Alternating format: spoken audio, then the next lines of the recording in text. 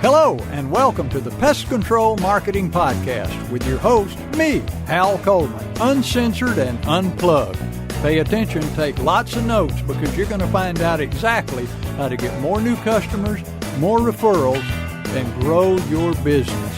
Hal Coleman has been active in the pest control industry for over 40 years, including owning and operating his own successful pest control business for 18 years. He now devotes his time to helping other PCOs and other WCOs double, triple, and even quadruple their businesses faster than they ever imagined. Be sure to check out his website, pestcontrolmarketer.com. For more information about Hal's coaching program, you can reach him at 770-993-0004 or email him hal@halcoleman.com. Mike Stewart is known as the Internet Audio and Video Guy. Since the birth of the Internet, Mike has been showing small business owners how to get more new customers, increase their sales, and grow their businesses online using audio and video, now with iPhones and Android phones. For more information about Mike's coaching program and his online training courses, visit MikeStewartCoaching.com or email him mike@internetaudioguide.com. Well, this is Hal Coleman again, and welcome to another episode of the Pest Control Marketing Podcast, here with my friend, mentor, the great, the one and only Mr. Online, Mike Stewart. That's me, Hal. You're right. That's you. I'll take that. Years ago, one of my mentors, Alex Mandozian, he said, "You're the Internet Audio Guy." Yeah. And I said, "I am?" He said, "Yeah." And so I went and bought that domain name, but I like Mr. Online. And I'm the Internet Bug Guy. Bug Guy. Say it right. The InternetBugGuy.com. Yeah, that's what they call me. So, hey, how many times did you tell me that I needed a website when I had my pest control? We're going back years now, but how many times did you tell me that I really needed a website? Oh, geez. Probably I was so on fire about how important it was probably every time I saw you. Yeah, and I was so uninterested in it because it was being technical. And how many times did you tell me that I needed to start doing videos? The minute I got passionate about that. But how many times did you have to tell me to do it before I actually did it? Oh, my memory's not good, but I know it was more than 10 or 20. Yeah. And how many times did you tell me that I needed to start blogging? Well, that one probably took 40 or 50 times because... Yeah. Well, my point is, you see, we don't respond to just one touch. How many times did you tell your kids to not do a certain thing before they quit doing it? There's not even a number for that. But when you begin to hear something over and over and over and over again, your subconscious mind begins to listen to it and begins to react to it, and that is known as the power of redundancy. The power of redundancy. Researchers tell us statistically that a person makes a purchase after becoming exposed to a product somewhere between 5 and 12 times on the average. If you tell somebody they need to do something, you may have to tell them 1, 2, 3, 4, 5, 10, 12, 15 times before they actually do it. And the mistake that we make, and we're talking in terms of marketing our small businesses now, the mistake we make is we say something one time or we do it once and we expect people to react to it. And if they don't, we say, well, that didn't work. That was a failure. I tried that. When the problem is we didn't do it enough times. 82% of people actually make a purchase between 5 and 12 times.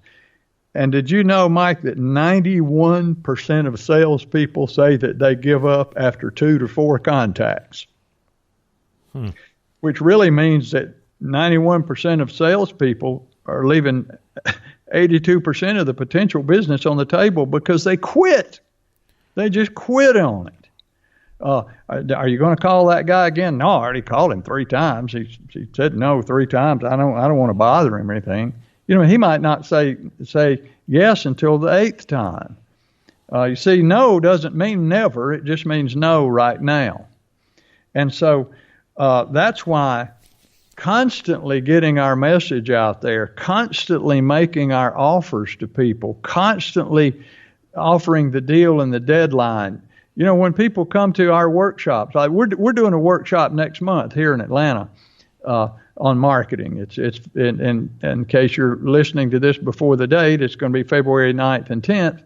And we'll be sending out notices and emails and putting it on Facebook, and we'll be making phone calls. And if we just sent out one email or mentioned it one time, I don't know if anybody would maybe 1 or 2 people would come to it, but we keep hitting them and sending them blasts and reminders, and they begin to take notice. Then they begin to think about it, and they begin to get interested in it, and then they make the decision that they would like to join us, and we'll have a room full of people.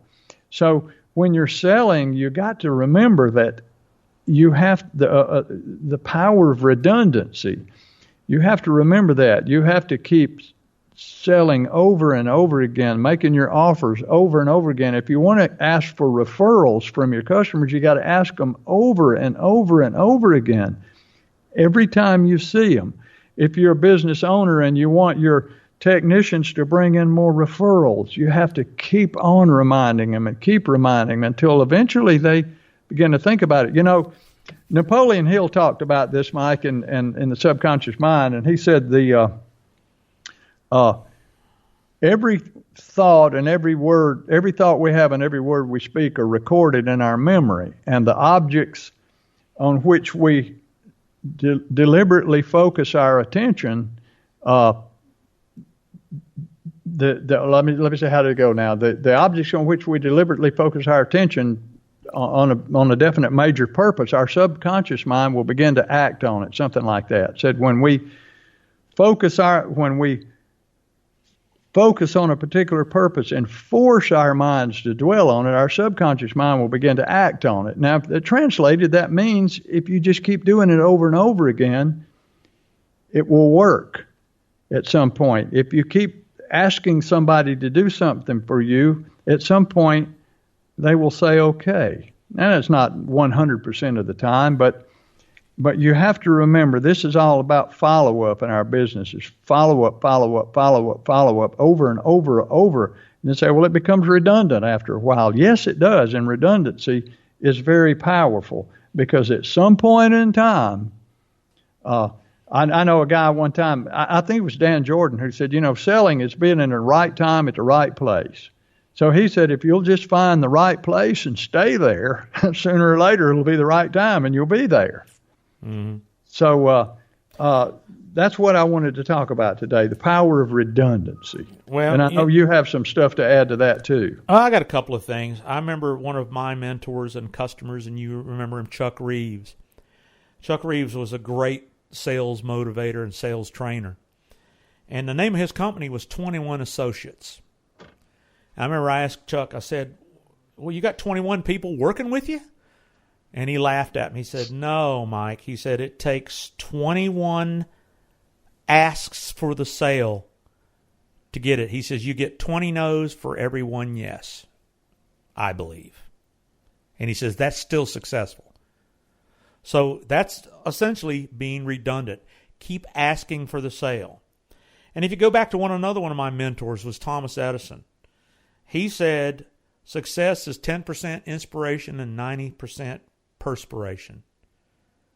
He was also said, quoted as saying, when you invented the light bulb, you failed over 10,000 times.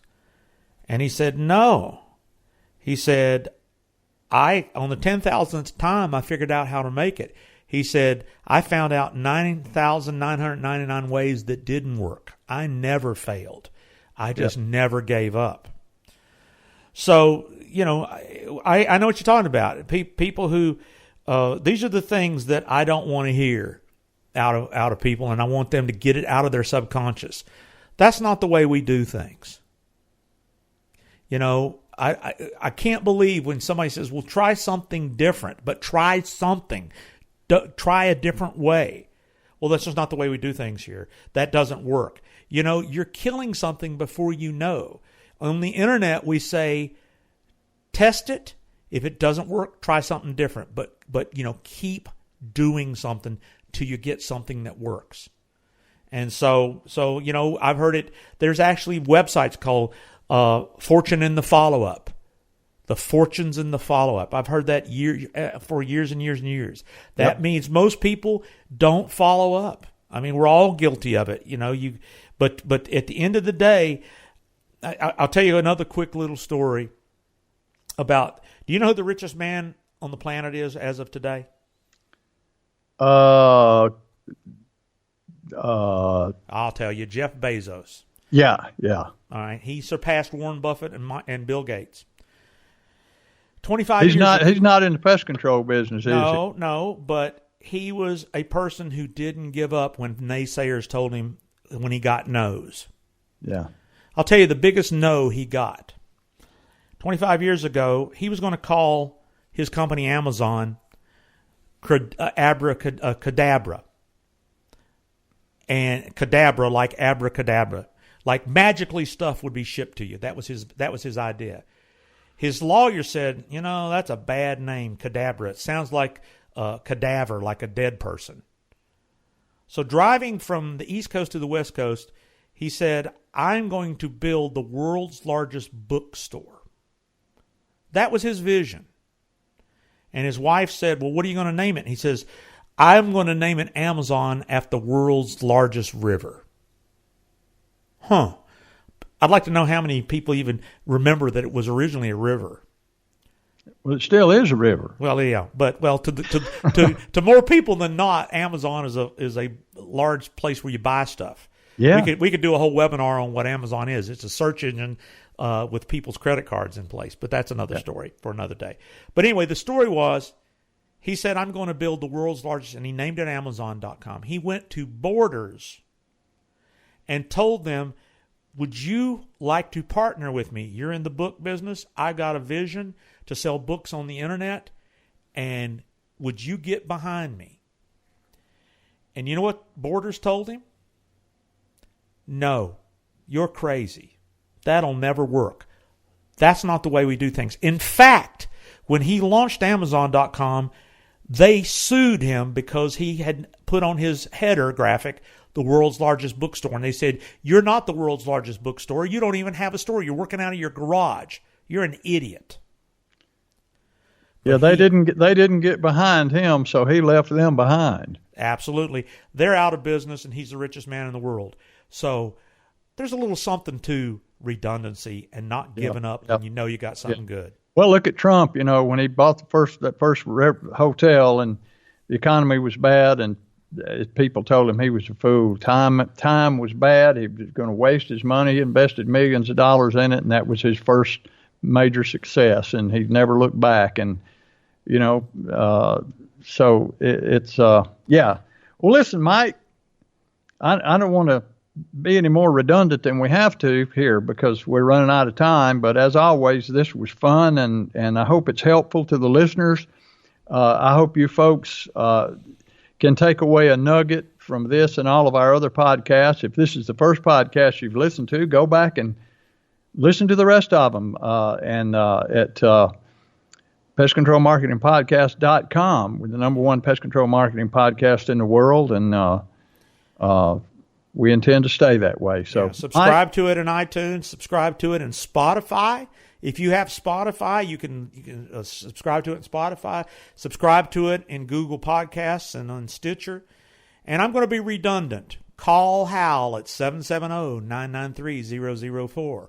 Call Hal. That's 0004. That's right, 770-993-0004, 0004. And call Mike Stewart at 770-826-3662. And if you call the two of us, we're willing to give you hundreds of dollars of free consulting time to make sure that we can help you find out what your redundant problems are. There you go. So, Mike, I love you, man. Love you too, man. See you next time. Talk to you later. Thanks for listening to the Pest Control Marketing Podcast. Be sure to subscribe to our podcast in iTunes and on your phones and in Stitcher on your Android. But more importantly, go to our website, pestcontrolmarketingpodcast.com. Subscribe to our email list to always be notified of new episodes. You're never going to want to miss what we got coming up next, and you never know what we're going to be able to do to help you with your pest control marketing.